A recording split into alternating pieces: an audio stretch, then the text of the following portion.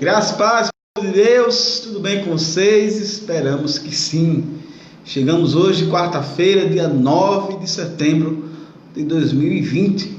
Hoje vamos adentrar, conversar um pouco sobre o capítulo 3 do profeta Amós, né? De grão em grão, né? De pouquinho em pouquinho, já estamos no terceiro profeta menor, né? Então, parece que foi ontem, né? Que a gente começou o profeta Osés. Olhava, poxa, 14 capítulos, né? Já foi Osés, foi Joel e está prosseguindo o livro de Amós. Hoje a gente vai dar continuidade no capítulo 3, né? Continua, né? A mensagem realmente de Amós, como foi trazida quarta-feira passada pelo pastor John, no capítulo 2, continua aqui, né? Foi toda aquela cortina, toda aquela introdução ali para realmente chegar ao ponto que o profeta, né, que Deus queria usando o profeta, que era através para trazendo juízo sobre a nação de Israel, sobre o reino do norte. Então, já vai abrindo sua Bíblia aí, vai se preparando, compartilhando nos grupos do WhatsApp, no grupo da sua família, no grupo dos seus colegas de trabalho e assim sucessivamente. Então lembre-se que esse é o nosso momento, é o momento de estudo, então que você se concentre, que esteja atento na leitura da palavra junto conosco. Você pode fazer pergunta, claro, é importante que seja dentro do assunto, dentro do capítulo 3 de Amós. Você pode acrescentar alguma coisa assim. Então aqui é um estudo aberto, é um estudo realmente democrático, onde não é apenas só a gente falando, vocês também podem falar. Então vamos orar e depois dar início. Quero saudar a todos com a graça e a paz. Estava aqui compartilhando nos meus grupos, né, do Zap, do Face, e você também pode fazer aí a mesma coisa. Vai compartilhando aí a nossa live, em nome de Jesus. Eu quero aqui agradecer a todos, né, o pessoal aí da Igreja Palavra da Verdade, o pessoal do Projeto LEP, a todos que vão entrar, que já estão entrando, aquele grande abraço na paz do Senhor Jesus Cristo. Então, meus irmãos, hoje mais um capítulo desse livro abençoado, desse livro que nós estamos aprendendo e estamos ensinando ao mesmo tempo, né? Ao mesmo tempo que a gente aprende, que a gente ensina, a gente aprende. E como bem disse o presbítero antes, você pode colocar aí teu comentário, né, tua dúvida, fica à vontade que a gente vai fazer questão aqui de ler e de dialogar com você. Amém? Amém. Amém. Só lembrando que, caso você tenha perdido, né, os estudos anteriores, está lá no nosso canal, né, Seminário Palavra da Verdade. É isso. Então a gente vamos orar e dar início. Gostaria que o pastor fizesse essa oração. Amém? Depois vamos adentrar no livro do profeta Amós, capítulo 3, tá, pessoal? Pai querido e amado, te louvamos, engrandecemos o teu nome e agradecemos, Senhor, por todas as coisas que o Senhor tem feito na nossa vida, na nossa família, por tudo que o Senhor tem feito, Pai, na nossa casa. Ó Pai, em nome de Jesus, abençoa o lar e a família daqueles que estão nos assistindo nessa noite. Abençoa, Pai, esses lares que estão abrindo nesse momento a porta para que o Teu Evangelho entre. Em nome de Jesus. Abençoa, Pai, o estudo de hoje.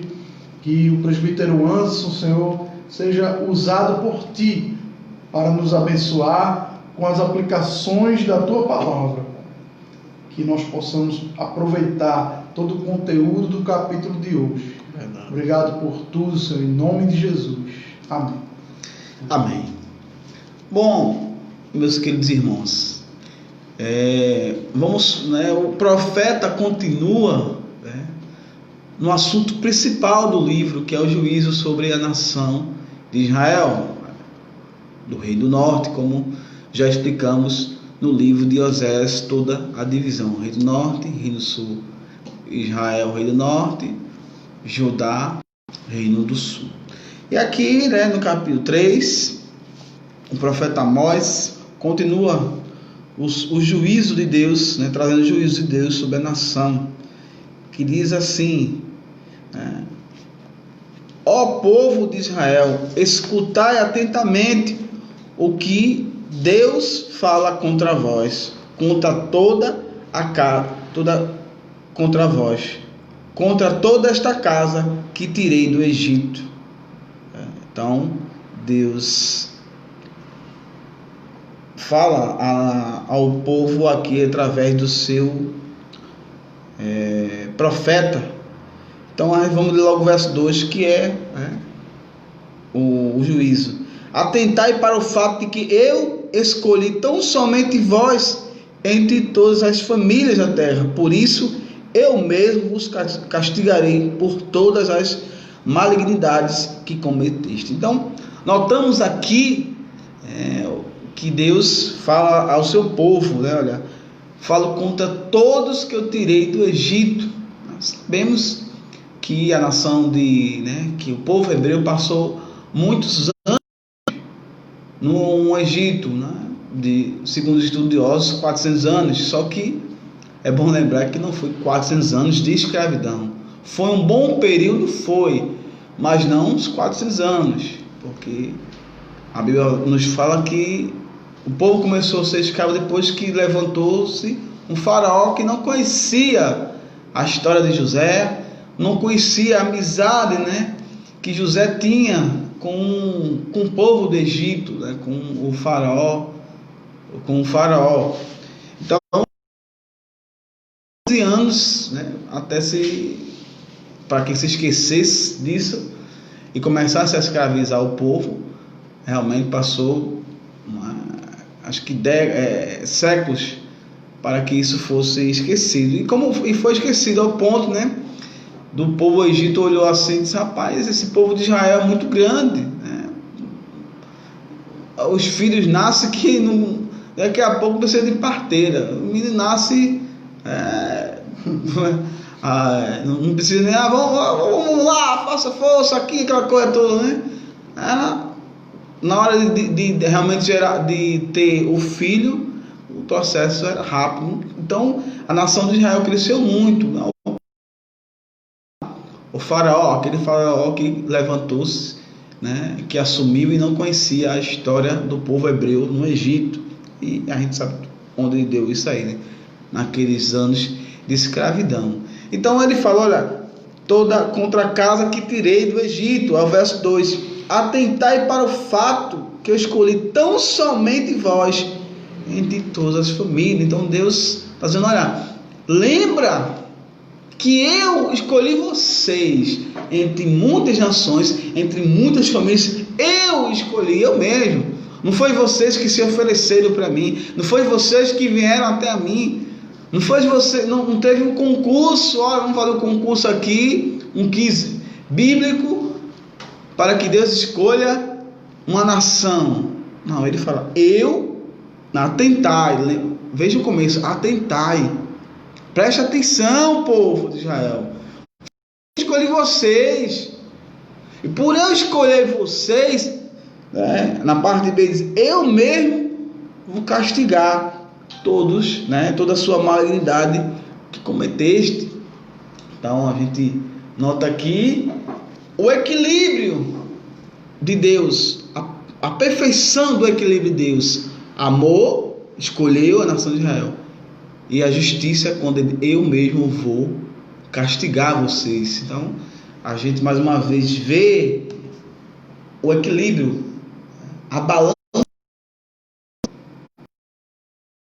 Provérbios diz que, capítulo 11, verso 1: balança enganosa do Senhor é abominação, mas o peso correto, né, é o que Ele deseja. Então Deus sempre nos dando exemplo, na balança correta, como deve ser. Então, ele mostra essa balança aqui. Ele escolhe o povo, foi ele que escolheu o povo hebreu, e ele mesmo castiga pelos seus maus, pela sua malignidade. Isso também mostra a soberania de Deus, né?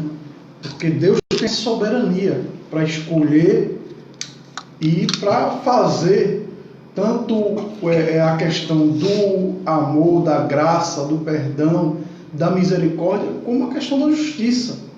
Então, nisso aí nós vemos a mão soberana de Deus, como aquele que criou e aquele que comanda, aquele que domina, aquele que tem o domínio. Deus não perdeu o domínio.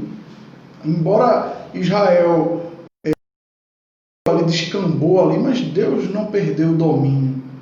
Deus continua no comando de todas as coisas. E isso ele mostra aqui, né? Atentai, ou seja, né? Fique atento no que eu vou fazer, né? Eu escolhi vocês, mas não subestime, né, o meu amor achando que é só amor, não. Tem a justiça, eu mesmo vou castigar. E do verso 3, né, ao verso 6, a gente lê, né, no 3, primeiramente no 3, né, do 4 ao 6, desculpa, verso 3. Ora, duas pessoas poderão caminhar lado a lado se não tiverem de acordo. Então, no verso 3 aqui, Deus revela ao povo que se achava, porque era povo escolhido, que não estava com eles. Poderá duas pessoas caminhar lado a lado se não tiverem de acordo? Deus não estava de acordo com o pecado de Israel. Tanto é que a gente lê no verso, né, no verso 2, que ele fala: eu vou castigar as suas malignidades. E aqui ele revela: olha, não se fundamente, não se jogue por cima da escolha que eu fiz por vocês. Não se achem melhor que os outros. É isso que Deus está falando aqui. Nós somos povo de Deus. Não virá juízo sobre nós. Somos uma nação escolhida, né? Raça eleita, sacerdócio real. Mas ele fala no verso 3: ora, duas pessoas vão andar lado a lado se tiver de acordo. Quer dizer, né? Vocês não estão de acordo comigo. Como é que eu vou estar com vocês? Vocês estão desviados da minha palavra. Vocês estão fazendo o contrário do que eu ensinei. Vocês estão indo contra a minha santidade. Como é que eu vou estar lado a lado com vocês? Como é que eu vou estar junto de vocês? Vocês podem até achar que eu estou junto, mas eu não estou. Eu estou distante. Em outras palavras, eu creio que Deus está dizendo isso ali, né? Tanto é que a gente nota realmente que é isso que o pastor, né, falou aí, essa questão do povo achar, né, disso aí, que Deus não está ao lado, que o próprio Osés fala da dissimulação do povo em adorar, na adoração ao Senhor, né, em fazer todo o caqueado que está adorando, que realmente está com Deus, está ao lado de Deus, mas Deus conhece os corações. E novamente nesse versículo desse, aqui dentro a gente também pode extrair isso. Olha, Deus, ele é onisciente, ele conhece os corações, ele sonda. Mesmo vocês achando que eu estou com vocês, eu estou falando agora, eu não estou ao lado de vocês. Ou seja, vocês estão sozinhos. E vocês sabem o que acontece quando vocês estão sozinhos. Porque a gente sabe que a nação de Israel sempre foi uma nação pequena, um país pequeno, Israel. Um país pequeno. Naquela época era um pouco até maior, porque não existia a questão da Palestina. Hoje em dia teve aquela divisão, diminuiu mais. Mas nunca foi um país também tão gigante, tão grande. Não vou colocar segredo, mas, né, era Deus que dava as vitórias, sempre deu as vitórias ao povo de Israel. Era Deus que sempre estava com a mão em cima daquele povo. Por isso que eles venciam outras nações. Porque Israel, com sua força, com seu poder bélico, jamais venceria e derrubaria as muralhas de Jericó. Eles iam pelejar dias e mais dias, meses e mais meses, e não iam derrubar aquelas muralhas que por tantos anos não sucumbiram a nações maiores que Israel. Mas Deus, com seu poder, derrubou aquelas muralhas. Depois o povo invadiu e a gente já sabe o final da história. Mas sempre Deus, que estava sempre dando o povo. Então aqui ele fala: olha, agora vocês estão sozinhos, eu não estou com vocês. Pode ir 2 pessoas lado a lado? Não pode. Lado a lado, se não estiver de acordo. Eu não estou de acordo com vocês. O que vocês estão fazendo me desagrada. Vocês podem ser até cínico e achar que eu estou com vocês, mas eu não estou. Dando prosseguimento, no verso 4, agora ao 6, Deus não está com eles. Por que Deus não está com eles? Porque eles provocaram a Deus com a desobediência. Vamos ler. O sem que tenha uma presa em vista, o leão novo ruge em sua toca, sem que nada caçou. Caiu o pássaro numa arapuca que não foi armado. Será que uma armadilha se desarma sem que nada tenha ficado preso dentro dela? Ou seja, até aqui a gente está lendo que Deus está usando dessas metáforas aqui, da natureza, aqui para explicar: olha, o leão ele ruge porque tem alguma coisa na floresta. Se eu estou dizendo que vou caçar com vocês, é porque vocês fizeram alguma coisa. O leão novo só ruge em sua toca quando não tem nada. Ele não vai rugir porque não tem nada.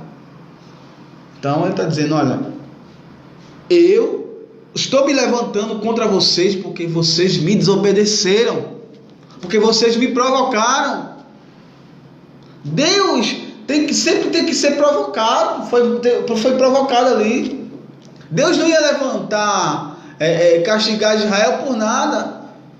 Esse Deus que pintam aí, que é o Deus mau do Velho Testamento, é o Deus dos liberais, desses liberais teológicos aí, desse povo aí que se diz cristão, mas não é crente em nada, é mais filho do diabo.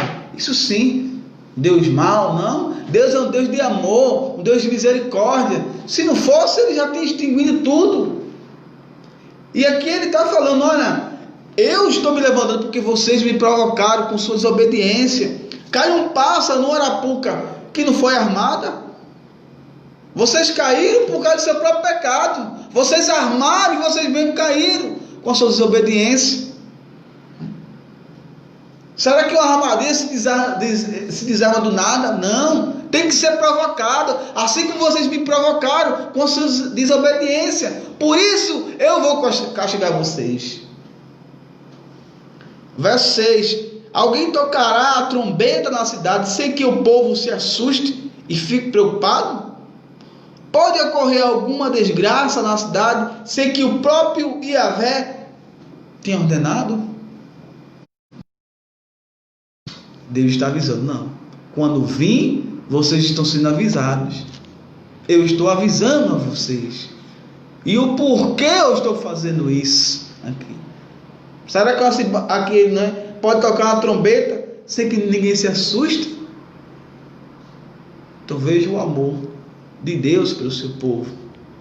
Essa questão de tocar a trombeta, ou a buzina, como a minha tradução aqui diz, ou shofar, ou shofar, no hebraico é shofar, E essa questão é porque na entrada da cidade, provavelmente tinha um lugar alto onde ficava o sentinela.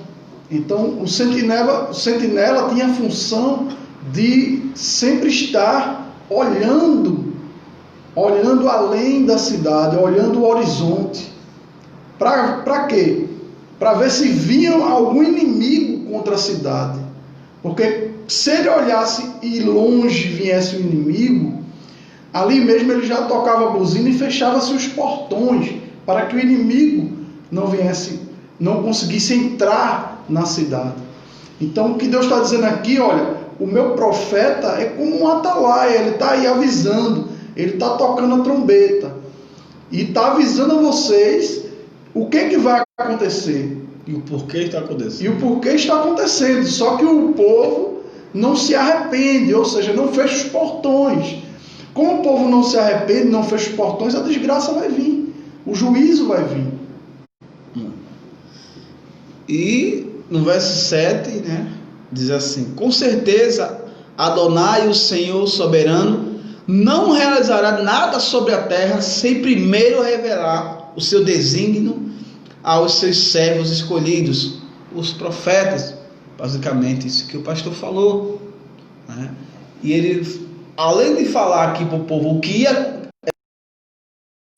primeiro a gente leu no 1 e 2 que Deus lembrou ao povo que ele mesmo escolheu e que ia castigar, e por que ia castigar. E agora no 7 ele diz: eu não vou pegar vocês de surpresa não. Ele avisa, né? Não, certamente o Senhor não realizará nada sem primeiro revelar o seu desígnio.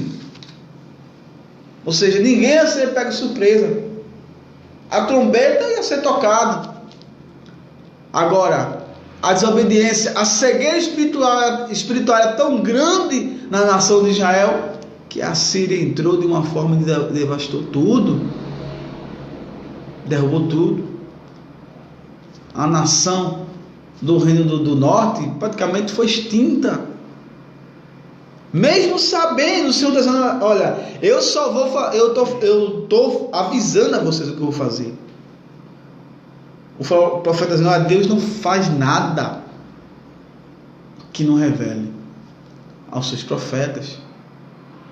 Deus não vai contra nenhuma nação sem primeiro avisar, porque Ele é um Deus misericordioso, é um Deus que olha, quero e não sacrifício.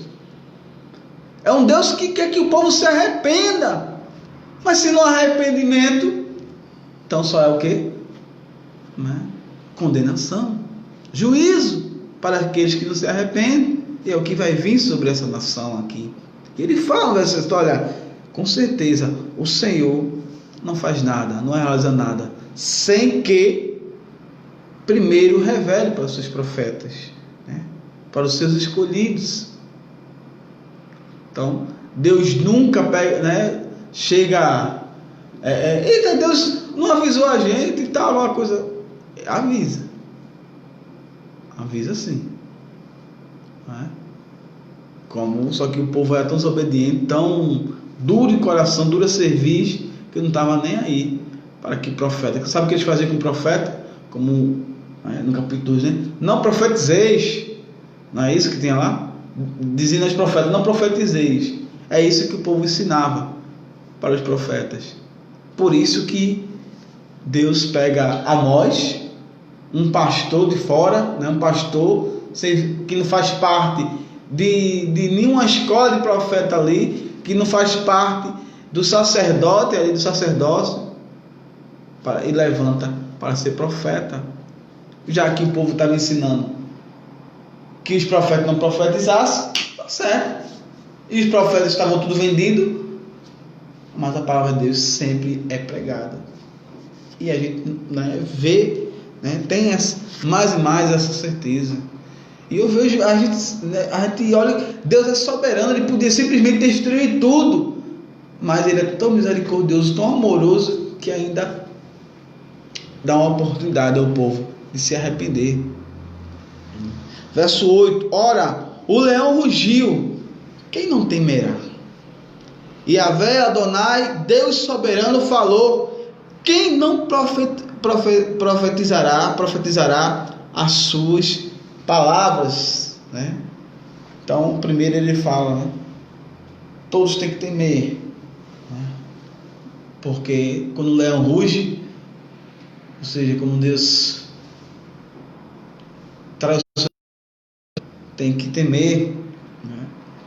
Independentemente de qualquer coisa, de qualquer circunstância, a palavra de Deus sempre será pregada, como ele fala aqui, né? Quem não profetizará a palavra do Senhor? Quando Deus levanta alguém, né, essa pessoa vai e fala, né? Foi o caso do profeta Amós, né? Deus levantou e ele foi, né? É o caso de Moisés, né? Moisés ainda ali, mas Senhor, eu sou travado minha língua aí e tal, mas eu disse, Moisés, tu vai e tu vai falar. E Moisés vai lá e fala, né? Então, da mesma forma aqui, né? Talvez Amós em algum momento pode ter pensado, mas eu não sou profeta, eu sou um pastor, como é que eu vou fazer isso? Mas Deus disse, vai, e ele tem que ir, né? O Senhor falou, não vou, como é que é? Como é que alguém pode fazer isso?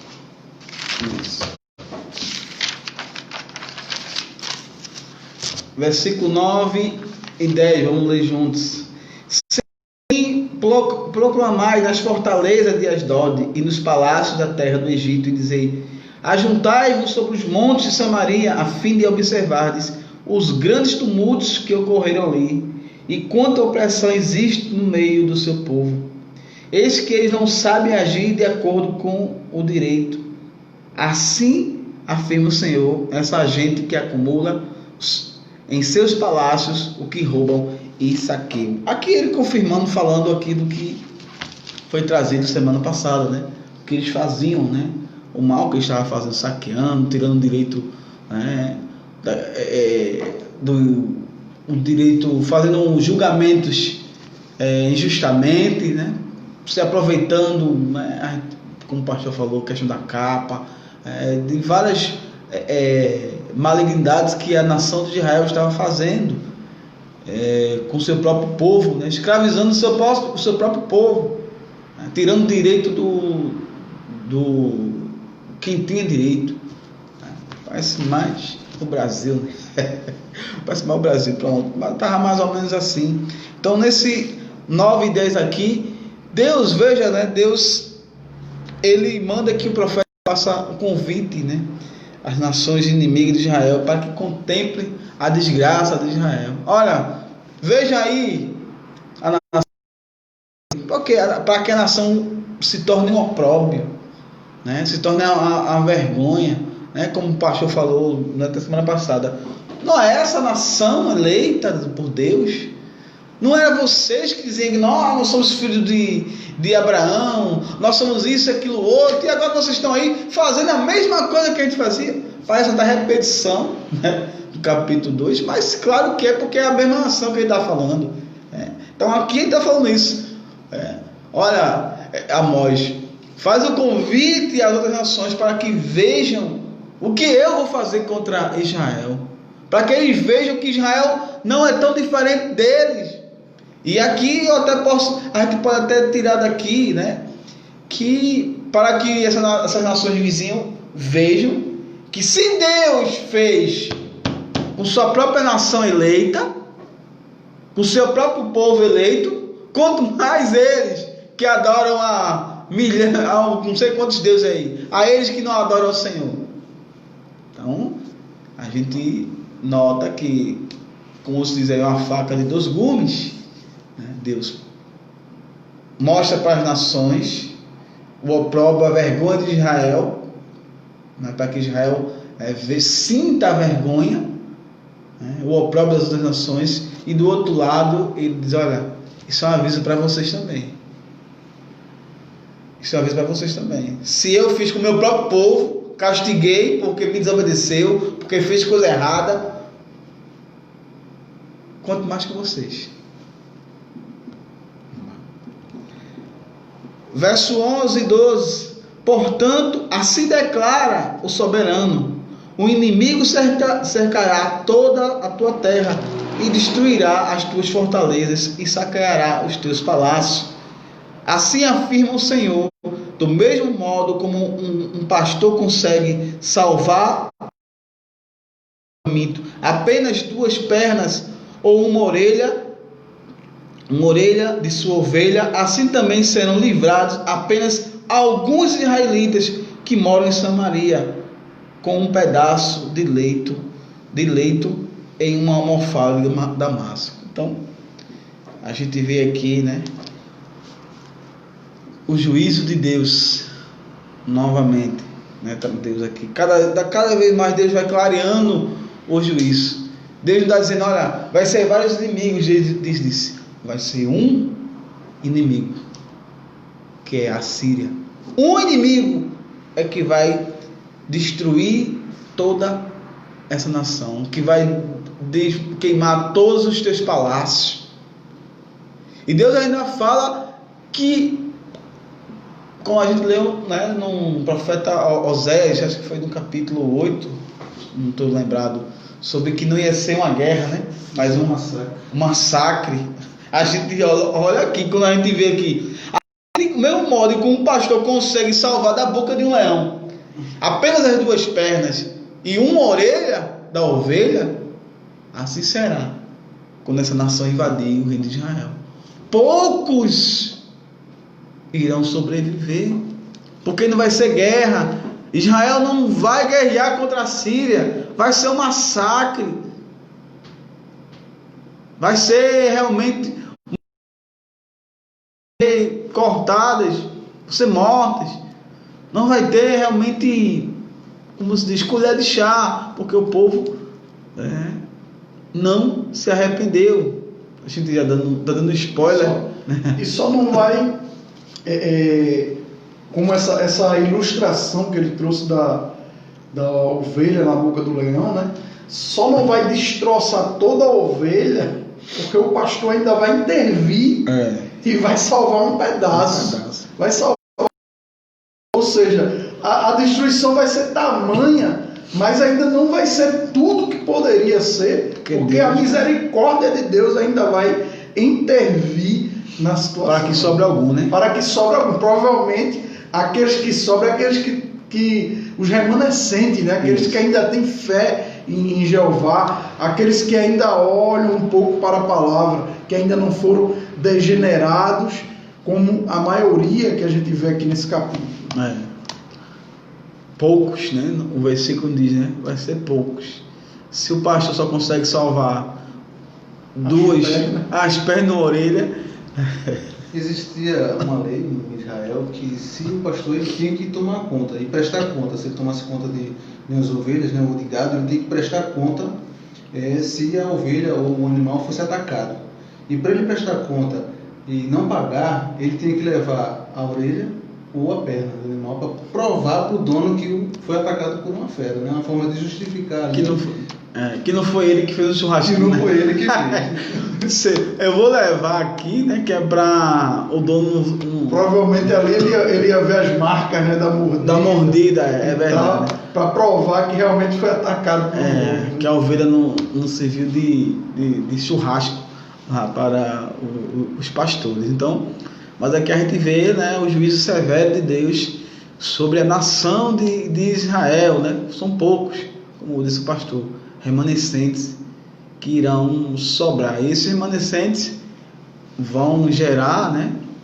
Vão formar ali o povo que se conhece, né? Os samaritanos, né? Que não se dava bem com o povo judeu, naquela época de Jesus, né? Acho que hoje, nem depois da invasão de Roma lá no ano 70, né?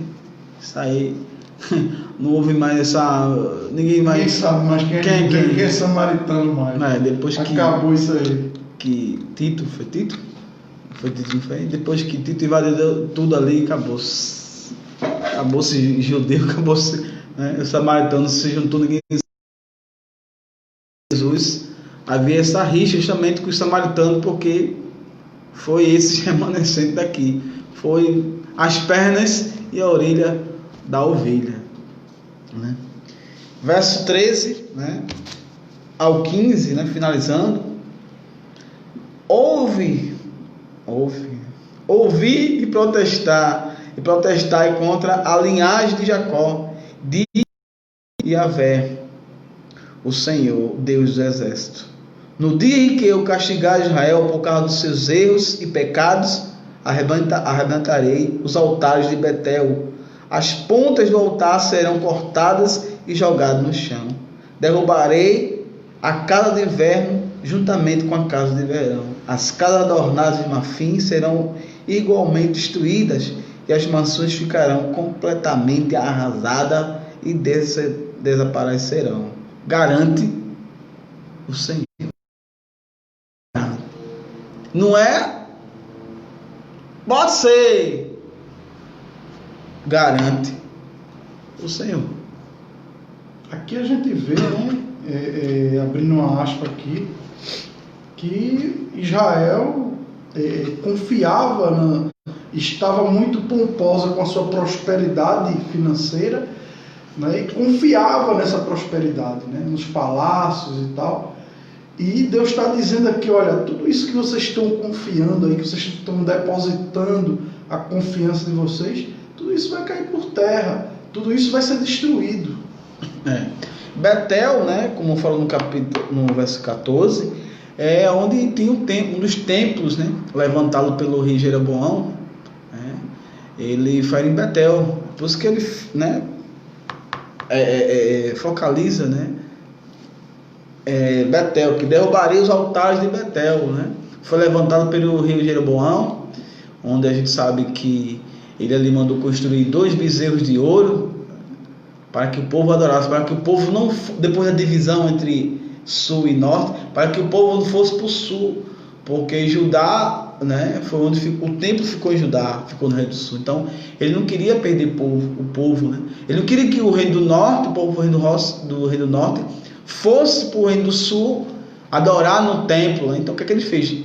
Construiu um templo, mandou construir os 2 bezerros de ouro, levantou, segundo ele, sacerdotes, nenhum da linhagem de Arão, né?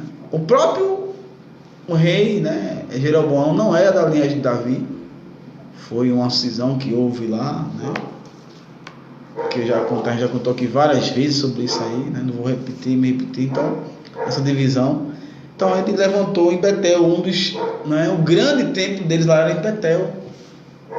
Aí eles vou derrubar, né? E isso começou, primeiramente, quem começou a derrubar esses postes ídolos foi o próprio reino do sul, né? Com o rei Josias, que fez a reforma religiosa. Aí foi derrubando, né? Começou a derrubar esses postes ídolos aí. Eu queria levantar essa questão, sei que eu queria falar no versículo 14, sei que vou dizer aqui na parte C, né? As pontas do altar serão cortadas e cairão por terra. Né? Quando ele se refere aqui às pontas do altar, é que existia o costume de Israel, de uma pessoa que fosse acusada de morte, ele poderia na orla, né? E ali clamar por misericórdia. E ali o seu caso ia ser revisto, né? Ele poderia até ser absolvido. Tem, né, passagens que lá em livro de Reis ele fala também essa questão disso aí. E aqui, quando o Senhor está falando justamente sobre isso, que as pontas do altar serão cortadas, ele está afirmando aqui que não haverá misericórdia. Não vai ter ponta para segurar, não, né? Não vai ter saída, não vai ter misericórdia. Não vai ter ponta, não, né? Quem usou dessa artimanha aí para não morrer foi Adonias, né? O irmão de Salomão, que se autoproclamou rei. E mas o rei era para ser Salomão. Davi já tinha dito, Davi já estava velho, né? E ele foi segurando a ponta lá do altar dos chifres, que era 2 chifres, né? Que eram chifres, esse formato de chifres. E realmente, como o nosso seminarista já te falou, é isso mesmo. E ele foi, né? Salomão, né? Olhou assim, escapasse por pouco. Só que Deus disse: olha, até esse chifre eu vou arrancar, até essa ponta não vai ter onde segurar, meu amigo. Não vai ter, né? Aqui, como diz no mar, né? No mar não tem cabelo, né? Se for levar o caldo, acabou. Você vai segurar onde no mar? Não vai ter onde segurar mais. Então é o que Deus está dizendo. Olha, não vai ter ponta para você segurar. Não vai ter altar para vocês adorar. Eu vou destruir tudo, vou mandar destruir tudo. Vocês não vão ter nem terra porque vocês vão ser exilados. E no 15 fala que vai derrubar, né, a casa de inverno, que eram as casas dos reis, né, de inverno, aqueles monumentos que eles faziam, né, para a sua vaidade, né. Quem gostava muito disso era Salomão, né. Salomão, muitas vezes vê só o lado bonzinho de Salomão, né? Que é muito sábio e tal, mas ele explorou muito o povo, tá? A chegar para ser uma nação. Israel na época dele foi uma nação muito realmente poderosa, muito financeiramente, e até assim, por ele ser um rei muito sábio, ele sabia como levar as nações, como fazer tratos, né? Tratados, né? Ele fazia muitos tratados com as outras nações, né? Muitos reis davam as suas filhas como esposa porque ninguém queria ser contra Salomão. O reino mais próspero, quem quer ser contra o camarada? Né? Ninguém quer ser contra esse cara, mas ele botou altos impostos sobre... Tem muitas alianças e alianças que até não foram da vontade de Deus. Não, aquele negócio o homem tem esse problema, né? Até o homem que convertido, se ele não tivesse humildade para saber que o que ele tem não é dele, que ele é apenas um administrador, ele cai, como o Salomão caiu. Achava que ele chegou para ele fazer essa aliança a favor, ele já estava achando que ele era o cara, né? É como aquela história como Elias, né? Que achava que era o único profeta, né? Se esconde na caverna. Senhor, só tem eu aqui, estão me perseguindo, porque Deus pergunta por que estava na caverna. Só tem eu, matou todo mundo. Aí Deus corta as asinhas de Elias, meu amigo Elias, só Elias, deixa eu dizer uma coisa para tu. Deixei separar para mim 7.000 que não se prostraram diante de Jezabel. Tu não és a última Coca-Cola do deserto, não, Elias. Elias se achando a última Coca-Cola do deserto. E não era. Então, cuidado com a soberba, né? Humildade acima de tudo, assim como Cristo foi, né? E humildade até que levou a ele em morte e cruz.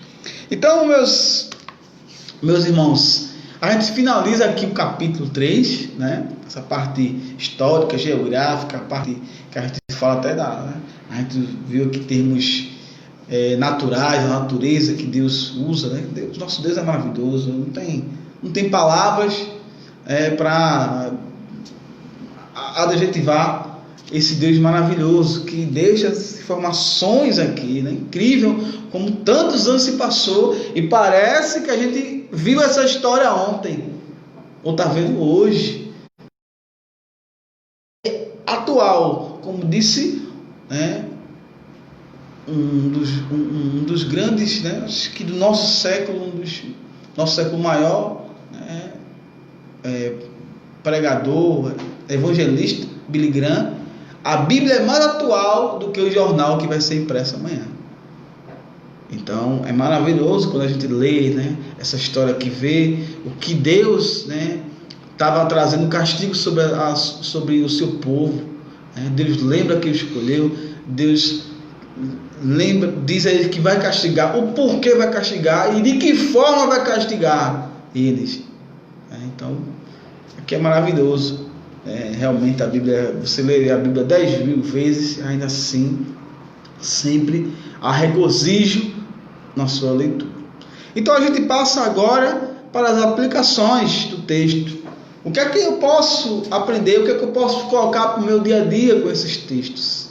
Provavelmente você pode ler, alguns dos meus irmãos aqui, ou nosso irmão Jássio, posso ter visto outra coisa aqui, mas o que eu acredito aqui no texto, que pelo menos eu vi no texto aqui, né, eu fico aqui com 2 perguntas e 2 lembranças. As aplicações de forma diferente, mas você vai entender bem. A primeira pergunta é: será que Deus está mesmo do nosso lado? Examine-se. No verso 3, Deus fala: olha, 2 pessoas podem andar juntas, lado a lado, se não estiver de acordo. Então isso é uma pergunta reflexiva, para você se examinar. Será que realmente Deus está comigo? Realmente eu sou salvo? O Espírito Santo habita em mim? Não quero trazer dúvida para a sua cabeça. Quero trazer reflexão. Porque o povo de Israel se achava que Deus estava com ele. E às vezes, meus amados, a gente se acha. Às vezes a gente está tão acostumado, 10, 15, 20 anos de igreja, e acha que Deus está conosco. E vai pecando, que fica inerte. E acha que, assim como o povo de Israel acha, que Deus está conosco. Não, eu sou nação eleita. Eu sou a menina aos olhos de Deus. Cristo morreu por mim também. Então a primeira pergunta é essa: será que Deus está ao nosso lado? Será que Deus está de acordo com minhas ações? Examine-se, pense. Segunda pergunta: do que estamos nos queixando? Do 4 ao 6, Deus mostra o pecado. Olha, vocês estão fazendo isso. Só está acontecendo essas coisas porque vocês pecaram, vocês me desobedeceram. E por que vocês estão se queixando? E muitas vezes vai vir a pergunta: do que estamos nos queixando? Porque o que eu vejo muitas vezes aí é muito crente chorando, reclamando. É muita perseguição, é muito isso, aquilo, outro. Aí quando você vai fazer uma breve análise da história do irmão, você vê que foi o irmão que plantou aquilo dali. Porque uma coisa, meus queridos, nós sofremos ofensa pela palavra de Deus, porque somos cristãos. É você no seu trabalho, seu chefe lhe perseguir porque você é um cristão, é uma cristã. Seus colegas de trabalho se afastar porque você tem uma fé diferente da deles. Os seus vizinhos, né, não gostar de você porque você passa com a Bíblia, porque você dá testemunho de crente, não quer se misturar, não quer fazer o que eles fazem. Isso sim é sofrer pelo Evangelho. Isso sim glorifica a Deus. Isso sim a gente pode até orar ao Senhor: Senhor, me dá mais graça para suportar isso que eu estou passando, porque eu não aguento. Mas se eu planto, como o povo de Israel fez aqui, olha, né? Será que o leão vai rugir sem ter nada? Será que eu vou estar acontecendo isso com vocês porque por nada? Alguma coisa tem.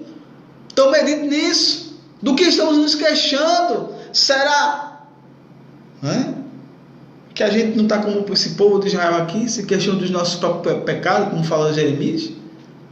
De que se queixa o homem? A não ser dos seus próprios pecados. Então,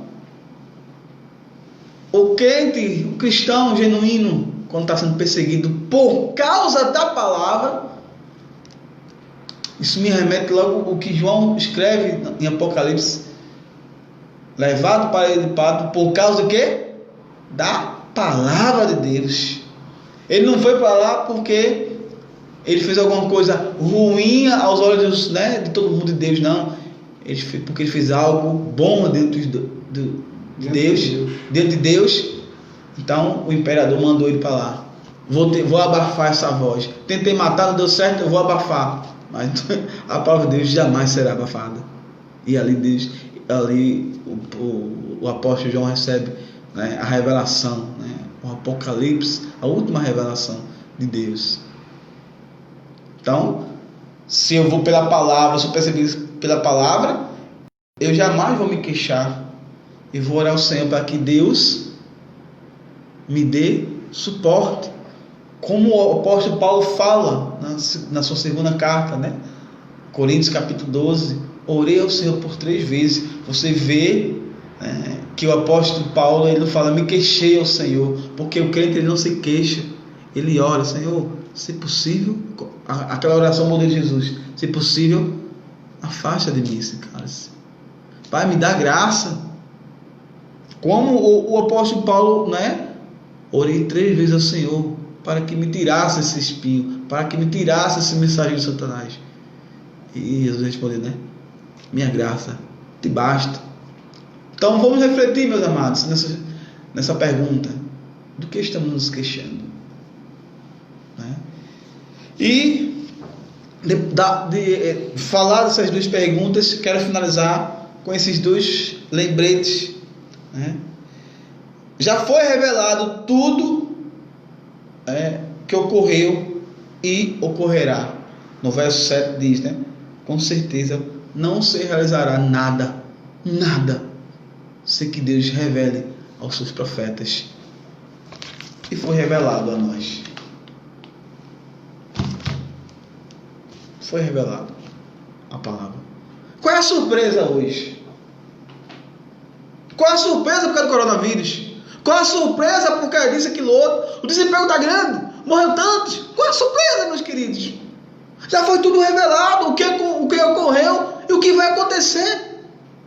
Então, lembre-se disso, já está escrito, já foi revelado, está aqui a Bíblia escrita, está aqui. Tem aqui, que se você quiser aqui, tem no celular, está escrito. Qual a surpresa, meu?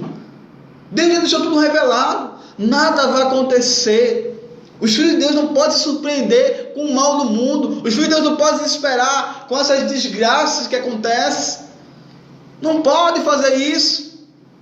Por quê? Fazendo isso, ficando desesperado, é sinal que a gente não lê a palavra.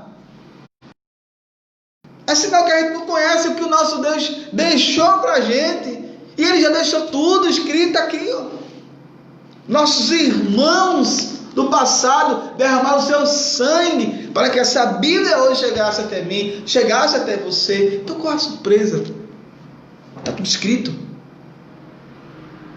Está tudo escrito.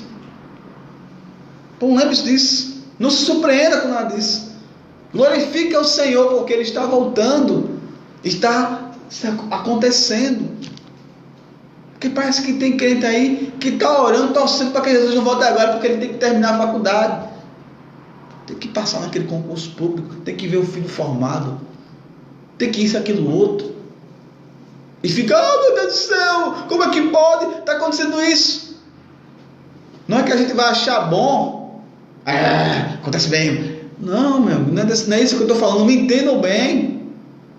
Estou falando da surpresa. Estou falando do desespero que eu vejo muitos crentes aí. Vamos ler a Bíblia que não há surpresa. Porque ele falou aqui no verso 7, olha, o Senhor jamais vai realizar algo que Ele não tenha revelado para os seus profetas. Já foi revelado para a gente. Esses homens de Deus aqui, que escreveram aqui, deixou a revelação do Senhor para a gente. Então, lembre-se, tudo já foi revelado. Não há por que ter surpresas. E para finalizar, lembre-se também que já foi, está sendo e continuará sendo pregado a palavra de Deus. O verso 8 diz, Deus o soberano falou, quem não profetizará as suas palavras? A palavra de Deus já foi pregada, está sendo e será pregada, independente de mim ou de você. Lembre-se disso. Lembre-se, ela vai ser pregada. Não voltará vazia antes de fazer o que me apraz, diz o Senhor no livro do profeta Isaías. Então, lembre-se, essa palavra está sendo pregada e vai continuar até que Cristo volte, até que se feche o Evangelho, até que a porta da arca se feche, e aí será o final de tudo, mas até lá, essa palavra irá ser pregada. Queira você ou não, queira eu ou não. Entendeu? Mas que possamos fazer, cumprir o nosso chamado, cumprir o ID de Jesus Cristo, pregar a sua palavra, principalmente vivê-la, que é a forma mais eficaz de pregar o Evangelho, né? É como até um ponto que tem no estudo do LEP, né? LEP, que é pregação silenciosa, que é a pregação com a nossa vida. Então, meus queridos, né? Essas duas perguntas são para que a gente não possa fazer um juízo precipitado sobre Deus, achando que Deus mal, que Deus isso, aquilo outro. Cara, as duas perguntas, né? Que é, será mesmo que Deus está a nosso favor, e do que estamos nos queixando? Que eu vejo muito crente aí, ou pseudo crente aí, que começa a fazer juízo de Deus, acha que Deus é um Deus, não é essas coisas, que Deus é um Deus mau, que Deus é isso, como é que ele pode deixar isso acontecer comigo, e não sei o quê. Então essas duas perguntas é isso, para que a gente reflita, para que a gente não faça um juízo precipitado de Deus, e saiba que tudo que está acontecendo, Ele já deixou escrito, né? E que muitas vezes eu estou sofrendo por causa dos meus próprios pecados, né?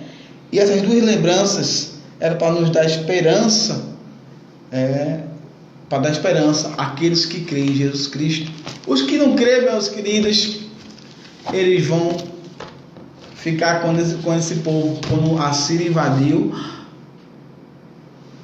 meu Deus, a Síria invadiu, destruiu tudo, matou minha mulher e meus filhos, vamos ser exilados, vamos perder a nossa nacionalidade.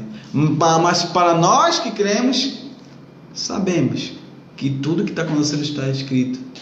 Sabemos, né, que essa palavra está sendo e sempre será pregada. Então, Igreja do Senhor, espero que vocês tenham entendido esse estudo de hoje, essas aplicações com essas duas perguntas e essas duas afirmações, né? Acho que essa semana ainda vai estar no YouTube, né, no canal do Seminário Palavra da Verdade. Vai lá, se inscreve, né, compartilha essa mensagem. Se você perdeu algum ponto, ela vai estar lá completinha para você, né?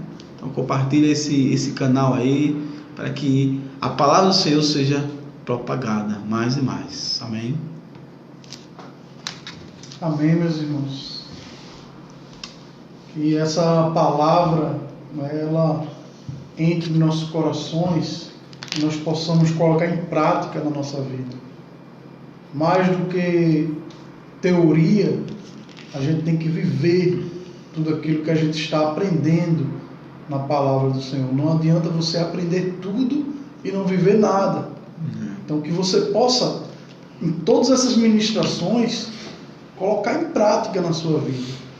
Assim como nós temos vigiado a cada dia para que também possamos colocar em prática na nossa vida. Que não adianta a gente pregar aqui para você e não viver, e não produzir fruto digno de arrependimento, frutos dignos para o Senhor. Então, em nome de Jesus, vamos orar, vamos agradecer ao Senhor por esse momento tão proveitoso, onde podemos compartilhar a palavra de Deus.